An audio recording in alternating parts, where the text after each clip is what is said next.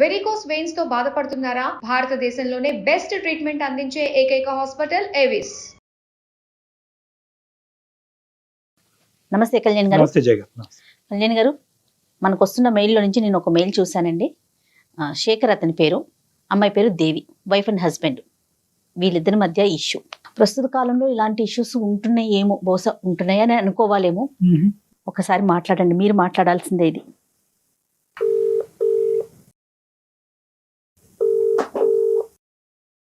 Hello hello, Shekhar గారండి?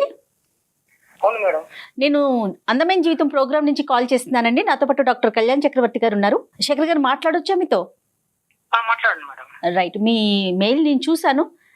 ఒకసారి కళ్యాణ్ గారికి చెప్పండి అండి. శేఖర్ గారు సార్. నమస్తే, డాక్టర్ కళ్యాణ్ చక్రవర్తి అండి. నమస్తే సార్. ఏంటి సార్, ఏమైంది శేఖర్ గారు? ఏం లేదు సార్, నేను మా ఫ్రెండ్ ఇద్దరు చాలా ఫ్యామిలీ ఫ్రెండ్స్ గా ఉంటాం సార్. రైట్.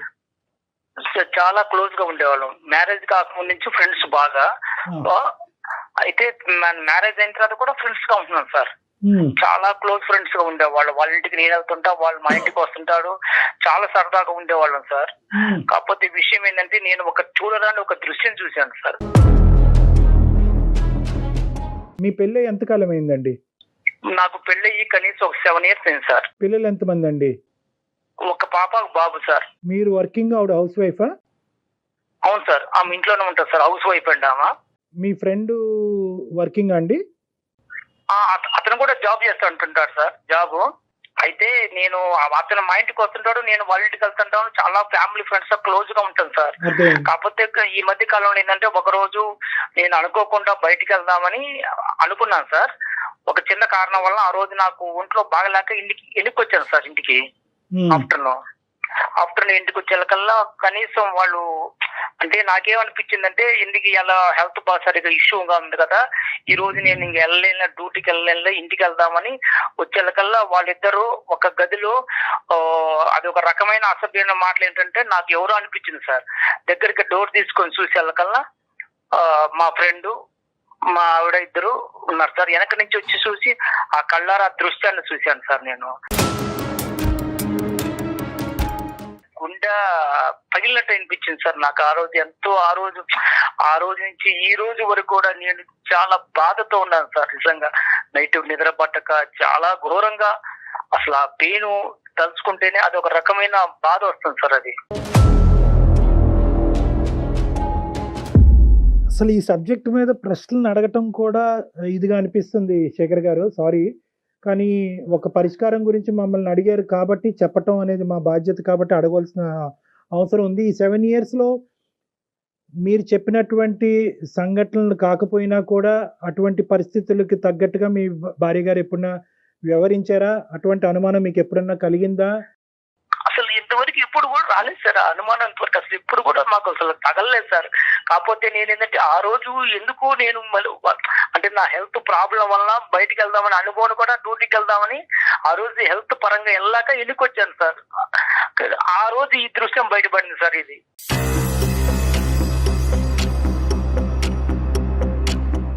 శేఖర్ గారు, ఒక్క నిమిషం, మాకు డైజెస్ట్ చేసుకోవటం కష్టంగా అనిపిస్తుంది.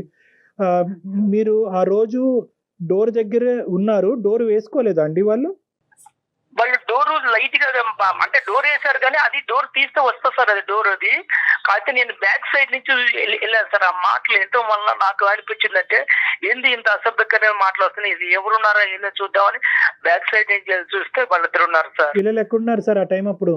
స్కూల్కి వెళ్ళారు సార్ పిల్లలు. ఇంకా రాలే పిల్లలు స్కూల్ నుంచి? ఇంకా పిల్లలు రాలేదు సార్. నేను ఆఫ్టర్నూన్ వచ్చాను సార్. అప్పటికి మీ ఇద్దరి మధ్యన ఎప్పుడన్నా ఇటువంటి డిస్కషన్స్ వచ్చినాయా? అంటే సహజంగా భార్యాభర్తల మధ్యన చాలా కామన్గా ఇలాంటి చిన్న చిన్న అనుమానాలు ఇలాంటివి అవుతూ ఉంటాయి. ఆ విధమైనటువంటి మీరు అనుమానం పట్టడం అనేటటువంటి పరిస్థితులు ఇంతకు ముందు వచ్చినాయా? అంటే ఒక సంఘటన పరంగా అవనివ్వండి, ఒక సంఘటన కాకపోయినా అవనండి, అనుమానమైనటువంటి సబ్జెక్టు మీ 7 సంవత్సరాల ప్రయాణంలో ఎప్పుడన్నా ఉందా? ఏ రోజు కూడా అసలు ఆ ఆలోచన కూడా థాట్ కూడా రాలేదు సార్. ఎందుకంటే సొంత ఫ్రెండ్, చాలా క్లోజ్ గా ఉంటాడు, భార్య, నేను చెల్లెలతో భావించుకుంటాడని టైప్ లో ఆలోచించుకుంటున్నాం. కానీ ఏ రోజు కూడా ఇంత థాట్ అనేది ఏ రోజు రాలేదు సార్. ఆ మీద అనుమానం కూడా లేదు సార్ నాకు. అంత ఇదిగా ఉండేవాళ్ళం సార్. ఫ్యామిలీ ఫ్రెండ్స్ కు వాళ్ళ భార్య కూడా మా ఇంటికి వచ్చేది, మా మిస్సెస్ కు వాళ్ళ ఇంటికి వెళ్ళేవాళ్ళం, ఏదైనా ఫంక్షన్ ఉన్నప్పుడు అన్నిటికీ వెళ్తుండేవాళ్ళం సార్. అటు వస్తూ పోతుండేవాళ్ళం సార్. ఇప్పుడు తప్పుగా అనుకోకండి శేఖర్ గారు, నేను అడగటం కాదు, మన ప్రోగ్రామ్ చూసేటటువంటి చాలా మంది ప్రేక్షకులు అడిగేటటువంటి ప్రశ్న నేను మిమ్మల్ని అడుగుతున్నాను. మీ మాట నమ్మవలసిన అవసరం ఏముంది? సార్ నీ కళ్ళారా చూశాను సార్. అది నీ కళ్ళారా చూడబట్టి ఇంత డిసిషన్ తీసుకుని ఎవరికి చెప్పుకోవాలో తెలియక, ఏం చేయాలో తెలియక 10 రోజుల నుంచి మన ఏదో పడుతున్నాను సార్. ఆమెను అడగలేక, మా ఫ్రెండ్ తో చెప్పుకోలేక ప్రతిరోజు నరకం అనిపిస్తున్నాను సార్. నేను కొనుక్కున్నప్పుడల్లా అసలు అర్ధరాత్రి లేచి మెలకు చూస్తే ఇదే సంఘటన గుర్తొస్తుంది సార్ నాకు. మీరు చూసినట్టు కానీ లోపల ఉండేటటువంటి మాటలు విన్నట్టుగా కానీ మీ భార్య గారికి అయితే తెలియదు ఇప్పటికొచ్చి? ఇంతవరకు తెలియదు సార్. వాళ్ళకి అసలు చెప్పడం కూడా చెప్పలేదు. నేను తిరుగుతూ అడగలేదు సార్. నేను ఎవరికి చెప్పుకోలేక ప్రతిరోజు మనోయాది అనిపిస్తున్నా సార్ నేనైతే.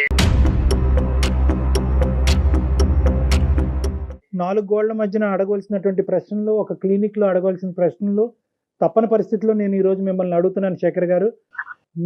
మీ భార్య మీ ఇద్దరి మధ్యన ఈ జీవితం ఎలా ఉంది? అంటే మీ ఇద్దరి మధ్యన ప్రేమ ఆప్యాయతలు కానీ లేదంటే వేరే అంశాలు ఎలా ఉన్నాయి?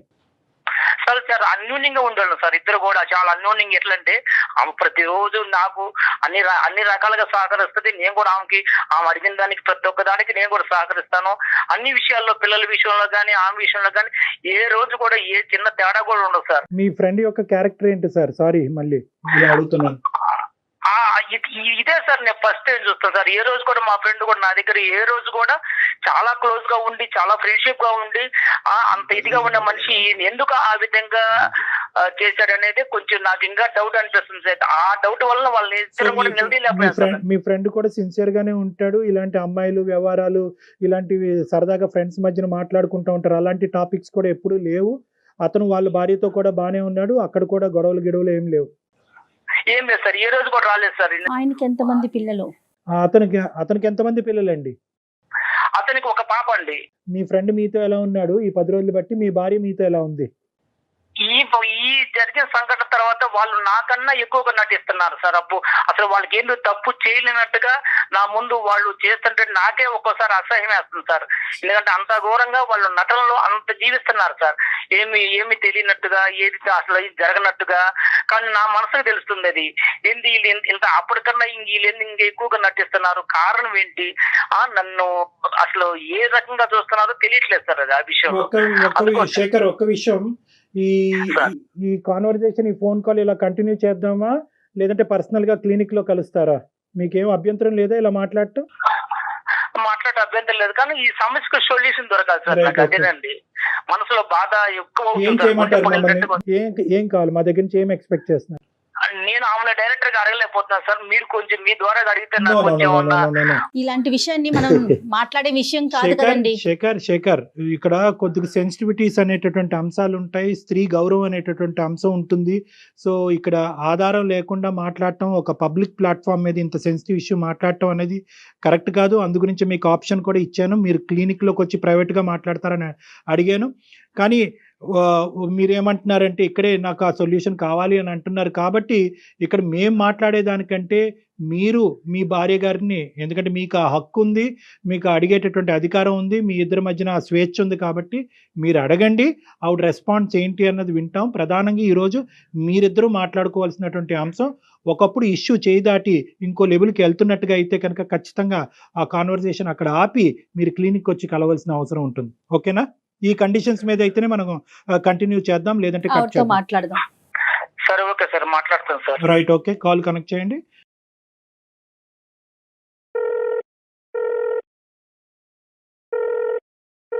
హలో హలో దేవి, చెప్పు. ఏం చేస్తున్నావు? ఏం లేదు, మామూలుగా కూర్చున్నాను. పిల్లలు స్కూల్కి వెళ్ళారా? వెళ్ళారు. ఏం చేసింది ఈరోజు వంట? ఏముంది, వంకాయ కర్రీ వండాను, రసం పెట్టాను. ఇప్పుడు నీతో నేను ఒకటి మాట్లాడాలనుకుంటున్నాను. మరి నువ్వు ఫ్రీగానే ఉన్నావా ఇప్పుడు, లేదా వంట కార్యక్రమంలో ఉన్నావా? లేదు, వంట అయిపోయింది. చెప్పు. ఏం లేదు, నాకు కొంచెం మనసు బాధ అనిపిస్తుంది ఒక విషయంలో. దేనికోసం? దేనికోసం అంటే అది ఎలా చెప్పాలో నాకే తెలియట్లేదు. అది చెప్పడానికి కూడా నాకు అసలు మైండ్ సహకరించట్లేదు. నువ్వు చెప్తేనే కదా నాకు తెలిసేది, నాకెలా తెలుస్తుంది? నీకెలా తెలుస్తుంది అంటే అసలు ఈ మధ్య నీ దృష్టిలో ఏం నీ జరగలేనట్టుగానే నాకు చెప్తున్నారు. ఎందుకని నువ్వు మీరు దేని గురించి మాట్లాడుతారో నాకు అసలు అర్థం కావట్లేదు. దేని గురించి మాట్లాడింది ఇది నాకు అర్థం కావట్లేదు. నువ్వు మాట్లాడేది కొంచెం అర్థం చేసుకోవడానికి ట్రై చెయ్యి. నాకంటూ ఇప్పుడు నీకంటూ ఏం తెలియదు అసలు. నువ్వు చెప్తేనే కదా నాకు తెలిసేది, నాకెలా తెలుస్తుంది? నీకెలా తెలుసుదా? అసలు కొంచెం మైండ్ తో మాట్లాడుతున్నావు, మైండ్ లేకుండా మాట్లాడుతున్నావు నువ్వు. అరే నువ్వేం మాట్లాడుతున్నా ఫస్ట్ అది ఆ క్వశ్చన్ నేనయ్యాలి, నువ్వు కాదు. నేను చెప్పాలా? నా నోటితో చెప్పించాలనుకుంటున్నారా మీరు? నీకు తెలీదా ఏం జరిగింది కూడా తెలీదా? అంటే నీ స్వార్థంగా నువ్వు చూసుకుంటున్నావు, కానీ మనిషికి ఎందుకు ఇంత 10,000 నుంచి మనిషి ఎందుకు బాధపడుతున్నాడు, ఎందుకు వస్తున్నాడు, సరిగా ఉండలేదు, మాట్లాడలేదు, పిల్లలతో మాట్లాడలేదు, కనీసం ఏమైనా కొంచెమైనా ఒక రవ్వంతైనా ఆలోచిస్తున్నావా? మీరు వెళ్ళొచ్చిన దానికి మీరే సరిగ్గా ఉండట్లేదు, సరిగ్గా తినట్లేదు, సరిగ్గా ఉండట్లేదు. ఏమైందని జరిగినా మీరు ఏమి మాట్లాడలేదు. ఇప్పుడు మీరు ఏదేదో మాట్లాడేస్తే నాకు ఎలా తెలుస్తుంది? మీ ఈ మధ్య కాలంలో నీకేం తెలియట్లేదు అసలు. నువ్వేం చేసావో కూడా నీకు తెలియట్లేదా దేవి? నీకేం తక్కువ చేశాను నేను? కనీసం ఏ విషయంలో తక్కువ చేశాను చెప్పు. బట్టల విషయంలో తక్కువ చేశానా, తిండి విషయంలో తక్కువ చేశానా, లేకపోతే మనం ఏదైనా సరదాగా టూర్ వెళ్ళాలన్నప్పుడు ఏ రోజైనా నువ్వు అడిగితే తీసుకెళ్లకుండా, లేకపోతే ఎక్కడ సినిమాల విషయంలో తక్కువ చేశాను, ఏ విషయంలో తక్కువ చేశాను నన్ను ఇదిగా చేసావు నువ్వు అసలు? మీకు మీరు అలా మాట్లాడుకుంటూ వెళ్ళిపోతున్నారు. నేను ఏం తక్కువ చేశాను? ఏ రోజైనా మిమ్మల్ని క్వశ్చన్ మార్క్ వేసానా? ఏ రోజు కూడా నేను అన్నానా? మరి నువ్వు చేసిన ఒక్క ప్రాబ్లం వల్ల నేను ఎంత నరకం అనిపిస్తున్నాను తెలుసా? నేను ఈ రోజు వరకు ఎవరికి చెప్పుకోలేక, ఫ్రెండ్స్ చెప్పుకునే సమస్య కాదు, తల్లిదండ్రులు చెప్పుకునే సమస్య కాదు, ఎవరికి చెప్పుకునే సమస్య కాదు. ఇది కళ్ళారా చూసినా అన్నంతగా అనిపిస్తుంది తప్ప అది నిజమో కాదు అని కూడా నాకే భ్రమ కలుగుతుంది.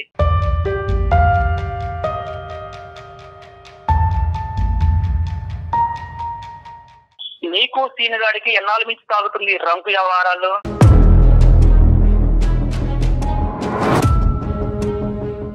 ఏం మాట్లాడుతున్నావు అసలు? ఏం మాట్లాడుతున్నావా? మైండ్ ఉంటే మాట్లాడుతున్నావా? అంటే నీకు తెలియదా సీనిగాడికి నీకు ఎన్నాళ్ళ నుంచి సాగుతుందో తెలీదా? అర్థం అవుతుందా? ఏదేదో మనసులో ఏదో పెట్టుకొని ఏదో మాట్లాడుతున్నారు. అందమైన జీవితంలో కళ్యాణ్ చక్రవర్తి గారు సైకాలజిస్ట్ గారు ఉన్నారు. కావాలంటే నువ్వు ఎంతకాలం నుంచి తాగుతుందో ఈ రంకు ఆయనే తేలుస్తారు. అది ఆల్రెడీ తెలుసు. శేఖర్, మీరు కాదు నాన్న, ఇప్పుడు ఓకే నువ్వు మాకు ఫోన్ చేసావు, ఓకేనా, నీకు ఒక ఇబ్బంది ఉందని ఫోన్ చేసావు, డాక్టర్ గారు ఉన్నారు, డాక్టర్ గారు వింటున్నారు, డాక్టర్ గారు తేలుస్తారు అని చెప్పి ఆ అమ్మాయి థ్రెట్ చేయవలసినటువంటి అవసరం లేదు.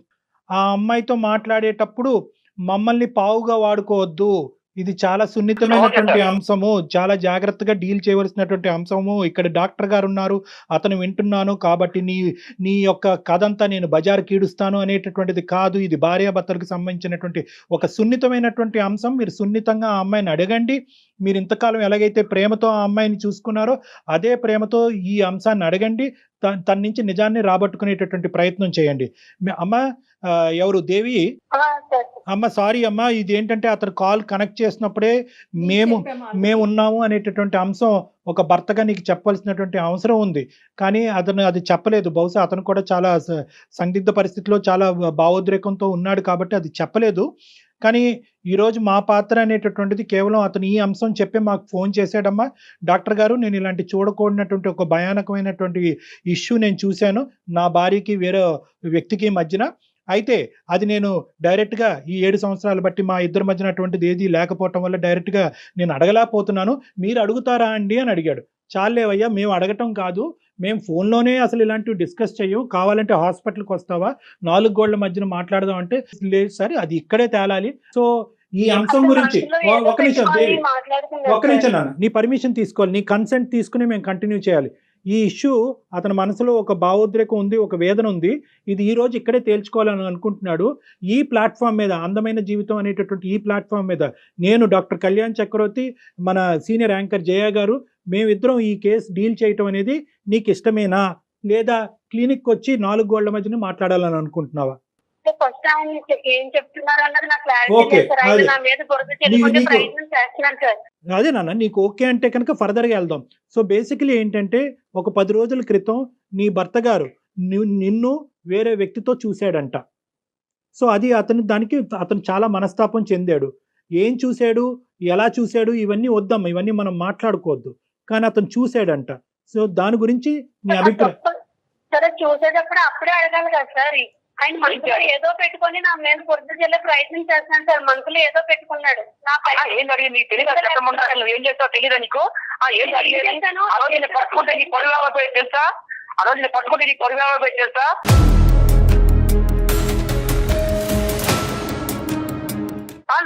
నా పరువు గుర్తు నేను సైలెంట్ గా మూసుకొని పోయాను తెలుసా బయటికి. కళ్ళ చూసి కూడా మూసుకొని పోయాను ఆ రోజు.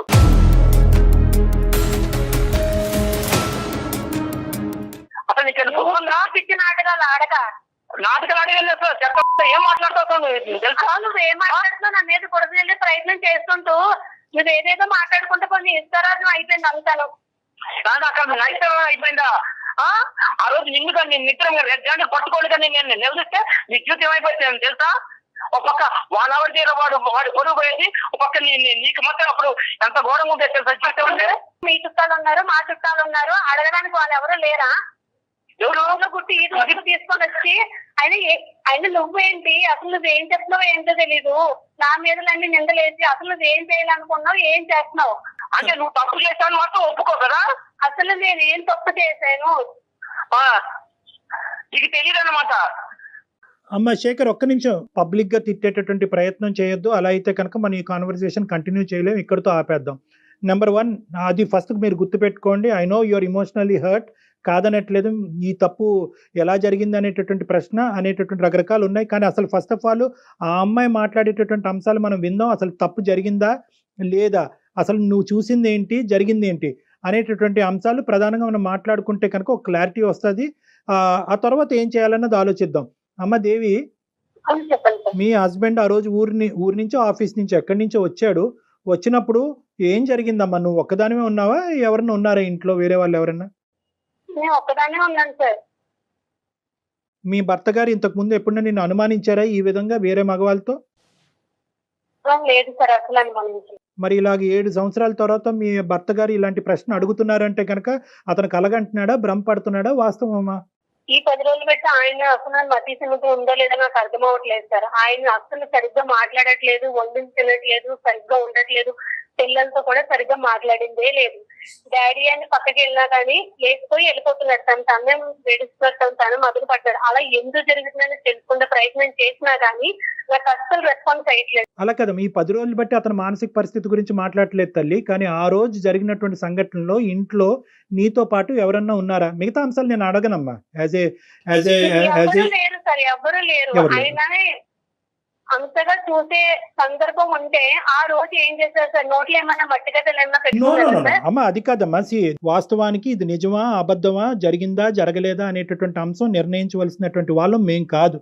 జరిగింది అని మేము అనలేము, జరగలేదు అని మేము అనలేము. అది మీ భార్యాభర్తలకు సంబంధించినటువంటి ఒక ప్రైవేట్ ఇష్యూ. కానీ ఈరోజు ఏంటంటే మీరు ఆ సబ్జెక్ట్ మీదకి వెళ్ళకండి. ఆ ఒక్క సబ్జెక్ట్ మీద మేము అతన్ని అప్రిషియేట్ చేస్తున్నాం. ఒకప్పుడు ఇటువంటిది ఏదైనా జరుగుంటే ఎక్స్ అనేటటువంటి కేసు సినారియో తీసుకుందాం. మీ ఇద్దరు దాంట్లో జరిగిందో లేదో అనేటటువంటిది మనం మాట్లాడద్దు. ఒక ఎక్స్ అనేటటువంటి బయట కేసు సినారియోలో భర్త ఇలాంటి బట్టబయలు చేయలేదు, దాచిపెట్టుకున్నాడు అంటే కనుక భార్య, కుటుంబం, పిల్లల యొక్క పరువు కాపాడటం గురించే అతను చేశాడు అని వర్ణించవచ్చు. మీరు అది రెట్రోస్పెక్టివ్ గా ఈ రోజు ఇంకో విధంగా అడుగుతున్నారు, నన్ను రెడ్ హ్యాండెడ్ గా పట్టుకుంటే ఏమై ఉండేది? అంతలా చేసినవాడు ఏంటి ఈ రోజు ఇలా చేయలేడు కదా సార్. ఏ తప్పు చేయకంటేనే ఇంత నిందలేసి ఆయన మనసులో ఏదో పెట్టుకొని ఏదేదో మాట్లాడతారు. అసలు ఏం చేయాలనుకున్నాడు కూడా నాకు అర్థం కావట్లేదు. నీ ఉద్దేశంలో ఏంటంటే అతని మానసిక పరిస్థితి బాలేక ఏవో కనిపించుకోండివి అతని కళ్ళకు కనిపించినవి అతను భ్రమపడుతున్నాడు అని ఊహించుకుంటున్నాడు. వాస్తవానికి అక్కడ ఏమీ జరగలేదు అనేది నీ వాదన దేవి? అంతే సార్, అదే కరెక్ట్. ఒక నిమిషం దేవి, నీ వర్జన చూశాను సార్. అది నేను కల్లారా చూశాను. ఆ రోజు కల్లారా చూసిన తర్వాతనే నా మనసు చెడిపోయింది సార్. అది నేను కల్లారా చూశాను. అది కనీసం ఈమె కానీ వాడు కానీ ఏంది ఇలాగున్నావు అని కూడా ఒక్క క్వశ్చన్ కూడా నన్ను అడగలేదు సార్. వాళ్ళ ఆనందాలు, సంతోషాలు వేరువేరుగా ఉన్నాయి. నువ్వు 10 రోజులు సరిగ్గా ఉండక, సరిగ్గా తినక, మానసిక భావం సరిగ్గా బాగోక అప్పటికి నేను నీకు ఏ తప్పు కనిపించినా నాకు అర్థం కావట్లేదు. నాకు మానస్థితి బాగానే ఉన్నది. నేను మానస్థితి బాగున్నబట్టే 10 రోజు డ్యూటీకి వెళ్ళగలుగుతున్నా. అర్థమైందా? మానస్థితి బాగాలేకపోతే డ్యూటీ ఆపేసి ఇంట్లో ఉండేవాడిని. అర్థమైందా? నువ్వు చేసిన దానికి సమర్థించుకోవడానికి చూడబాకు నువ్వు. అదే నువ్వు చెప్తుంటే నువ్వు వింటూ ఉంటే నువ్వు ఏది మాట్లాడినా అది కరెక్టే, అలా మేము ఒప్పుకోవాలి.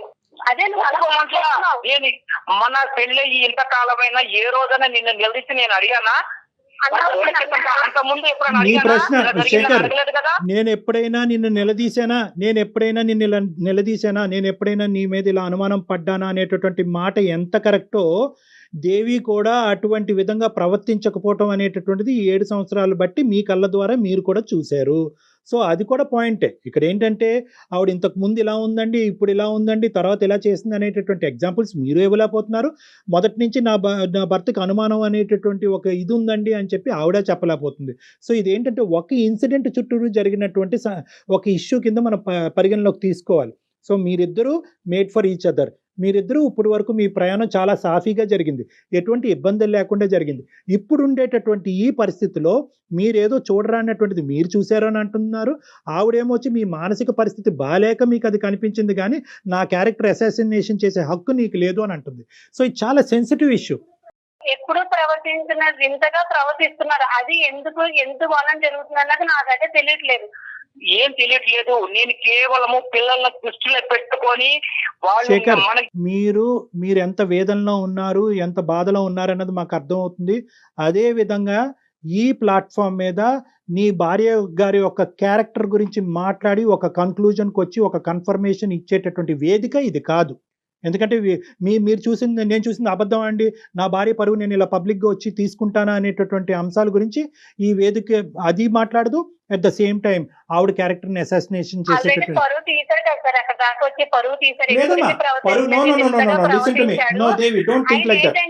వేరే ట్రాక్ లోకి ఎక్కడికో వెళ్ళాలన్న ప్రయత్నంలో నా మీద బురద చెల్లే ప్రయత్నం చేస్తున్నాడని ఈజీగా నాకైతే అర్థం. ఇదేం కొత్త ఇదమ్మా? ఏంటి అతను ఏ ట్రాక్ లో వెళ్తాడు? ఇంకో ట్రాక్ అంటే ఇంకోటి ఆయనకి ఏదో ఉందండి మనసులో, ఏదో కాదు. నేను వేరే వాళ్ళతో మాట్లాడుతున్నాడు తను.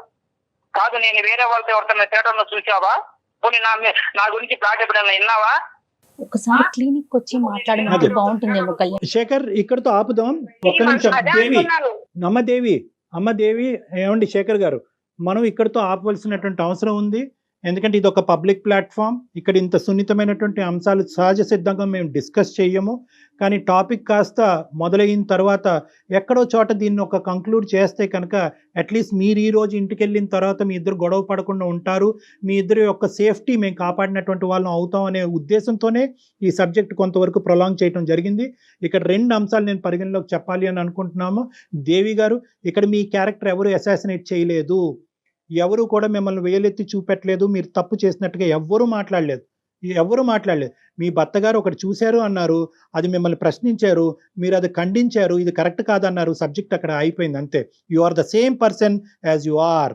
సో దాని గురించి మీరు భయభ్రాంతులు చెందవలసినటువంటి అవసరం లేదు. ఇక్కడ 2 అంశాలు అయ్యి ఉండొచ్చు.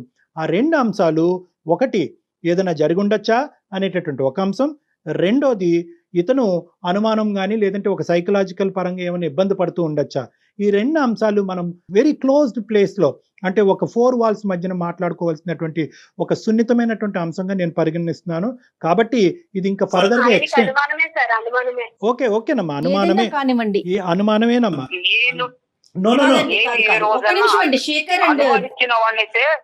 ఫ్రెండ్ ఎందుకు ఇంటికి రానిస్తాను, నాతో ఉన్న క్లోజ్ ఉన్న ఫ్రెండ్ కూడా ఇంటికి రానిస్తారంటే మీరు 100 చెప్తే ఆ అమ్మాయి 200 చెప్తుంది. Okay, this thing will prolong for ever and ever. So నా ఉద్దేశం ఏంటంటే ఆపండి, ఇక్కడి వరకు ఆపండి. మీరు వచ్చి నన్ను పర్సనల్గా కలవండి, మనం క్లినిక్లో కూర్చుందాం, మాట్లాడుకుందాం. ఈ సబ్జెక్ట్ని ఇక్కడితో ఆపండి. దయచేసి ఎవరు పెద్ద పెద్ద నిర్ణయాలు తీసుకోవద్దు. ఎవరి సేఫ్టీ, మీరు పిల్లల గురించి ఉన్నారు, దీని గురించి నిందించుకోవద్దు. మళ్ళీ నా దగ్గరకు వచ్చేంత వరకు ప్రశ్నించుకోవద్దు, నిందించుకోవద్దు, అలజడి చెందొద్దు, గొడవ పడద్దు. ఎందుకంటే పిల్లలు ఉన్నారు, చిన్న పిల్లలు ఉన్నారు, వాళ్ళు ఇబ్బంది పడతారు. ఇది ఏదన్నా ఉంటే కనుక, ఈ సబ్జెక్ట్ ఏదైనా డిస్కషన్ ఉంటే కనుక అది నా రూమ్ లో మనం మాట్లాడుకుందాం. డాక్టర్ గారిని కలిసే ప్రయత్నం అయితే చేయండి. 7 years పాటు మీరిద్దరు చాలా హ్యాపీగా ఉన్నారు. ఏదో ఒక ఇష్యూ వల్ల, అది నిజం అవ్వచ్చు, అబద్ధం అవ్వచ్చు, భ్రమ అవ్వచ్చు, కల అవ్వచ్చు, ఏదన్నా అవ్వచ్చు. కానీ ఒక్క ఇష్యూ వల్ల దయచేసి జీవితాలను పాడు చేసుకోవద్దు. ఈ సమస్యకు కూడా, ఇలాంటి సమస్యకు కూడా పరిష్కారం ఉంటాయి. నమ్మకంతో ముందుకెళ్ళటం ఒకటే దారి, అదే నమ్మకంతో నా దగ్గరికి రావటం అనేటటువంటిది ఒకటే దారి. సో కాబట్టి మీకు మా నెంబర్ షేర్ చేస్తాం. ఈ కాల్ అయిపోయిన తర్వాత మీరు ఆ నెంబర్కి ఫోన్ చేసి నా అపాయింట్మెంట్ తీసుకుని ఒకసారి డైరెక్ట్గా వచ్చి కలిసి మీ యొక్క ఆలోచనలు మార్చుకునే ప్రయత్నం చేయండి. రైట్ శేఖర్ గారు. Okay sir. ఓకే అండి. రైట్ అండి దేవి. కీప్ సేఫ్ అమ్మ, కీప్ సేఫ్. సరైన సమాధానం చెప్పారు కళ్యాణ్జీ. ఎందుకంటే మనం ఈ వేదిక మీద ఇలాంటి సున్నితమైన అంశాలు మనం మాట్లాడుకోలేము. అతను అంత సున్నితమైన ఇష్యూ చెప్పగానే ఈ రోజు ఆఫీస్ నుంచి ఇంటికి వెళ్ళి ఎటువంటి అనర్థమైనా జరగచ్చు. ఈ రోజు ఈ ప్లాట్ఫామ్ మీద ఈ కేసు టేకప్ చేయడానికి ఒకే ఒక ఉద్దేశం ఏంటంటే అతను చాలా యాజిటేటెడ్ గా ఉన్నాడు. అవునవును. ఇన్ని రోజులు 10 రోజులు బట్టి నేను మెయిల్ లో కూడా నాకు చనిపోవాలనుంది, అక్కడ దాకా వెళ్ళాను, నాకు పిల్లలు గుర్తొచ్చారు, చనిపోవటమా ఇంకొన్ని సందర్భాల్లో చంపేయటమా. సో ఈ రెండు రిస్క్స్ ఉన్నాయి కాబట్టి అట్లీస్ట్ అతనిలో ఉండేటటువంటి ఈ వేదన, ఈ వేడి తగ్గించి వేరే ప్లాట్ఫామ్ దగ్గరికి వస్తే కనుక ఒక సొల్యూషన్ దొరుకుతుందనే నమ్మకం ఇవ్వటమే. ఖచ్చితంగా వాళ్ళు మనకి కాంటాక్ట్ చేసి ఇమీడియట్ గా వాళ్ళతో మాట్లాడే ప్రయత్నం చేయండి కళ్యాణ్. షూర్ అమ్మా. రైట్ అండి. థ్యాంక్ యూ సో మచ్ అండి. నమస్తే. అందమైన జీవితం మరిన్ని ఎపిసోడ్స్ కోసం సుమన్ టీవీ లైవ్ ఛానల్ ని సబ్స్క్రైబ్ చేసుకోండి. ఈ వీడియో కనుక మీకు నచ్చినట్లయితే లైక్ చేయండి, షేర్ చేయండి. మరిన్ని వీడియోస్ కోసం మా ఛానల్ ని సబ్స్క్రైబ్ చేయండి.